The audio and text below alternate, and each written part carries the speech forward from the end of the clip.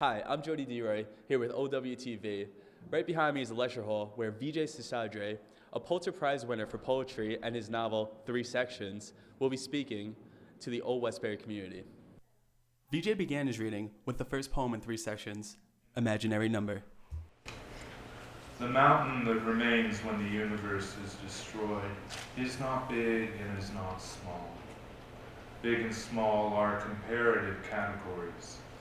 And to what could the mountain that remains when the universe is destroyed be compared? Consciousness observes and is appeased. The soul scrambles across the screens. The soul, like the square root of -1, is an impossibility that has its uses.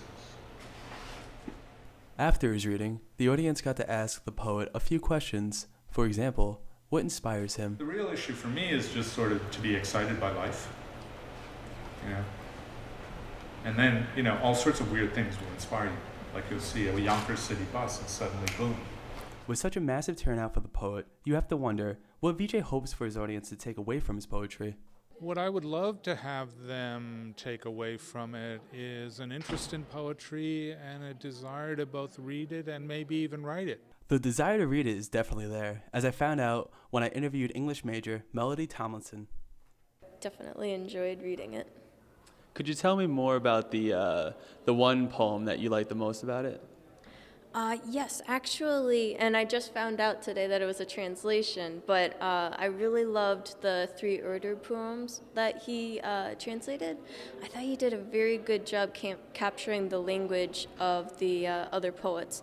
Aside from that, though, I did like his poem about Pacific fishing, or fishing in the Pacific off Canada, which, while not quite a poem, I thought it was very interesting, especially in the way that he wrote it.